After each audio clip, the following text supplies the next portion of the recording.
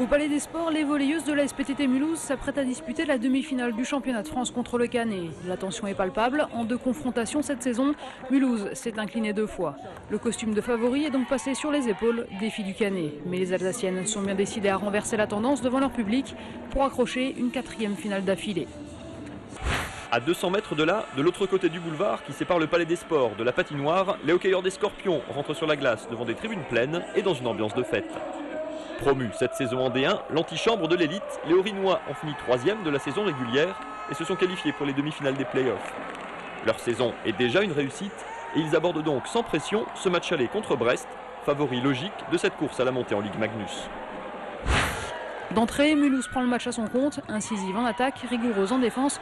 Armelle Fesch et ses coéquipières bousculent le Canet qui déjoue, incapable de contrer les assauts de la SPTT, poussé par son public. Ce premier set est une formalité, Mulhouse l'emporte 25-13. Du côté du hockey, là aussi, ça va plutôt bien pour Mulhouse. Les Scorpions bousculent le favori brestois et mènent par 2 fois au score grâce à Trommer et Stoppard.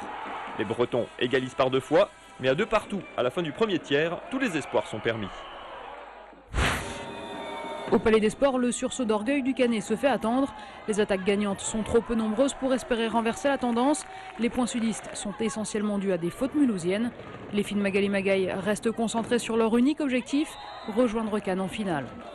Christina Bauer au filet ou Regan Wood en ligne arrière se régale. Le Canet pose un genou à terre, Mulhouse jubile 25-18 dans le 2e set. À Lilleberg, en revanche, ça se corse pour les Scorpions. Brest prend rapidement l'avantage et pose son emprise sur le match. Mulhouse peine à se montrer dangereux et enchaîne les pénalités. En face, le gardien multiplie les parades et les Bretons font le break juste avant la fin du 2e tiers. Les Scorpions sont menés 4-2.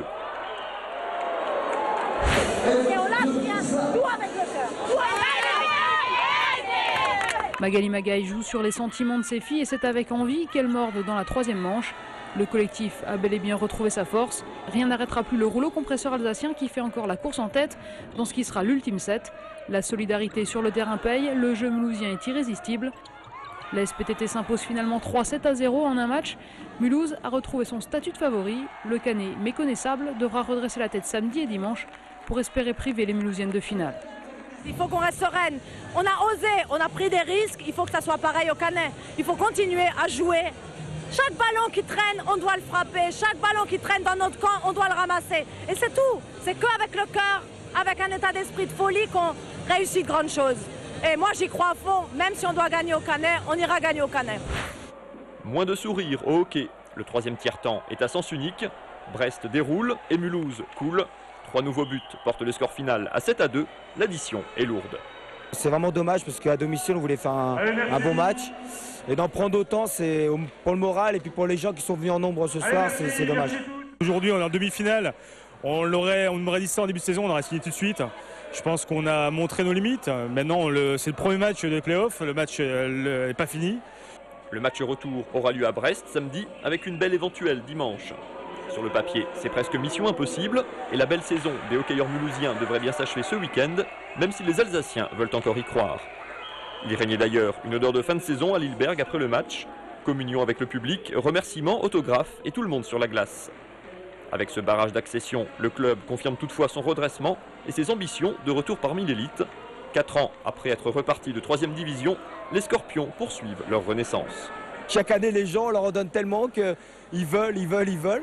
Donc l'année prochaine, c'est sûr que les objectifs, si on reste en D1, ça sera de faire mieux que cette année. Donc de viser la montée, donc on verra bien comment ça se passera. Pour l'instant, on savoure là cette demi-finale et puis on verra pour le futur.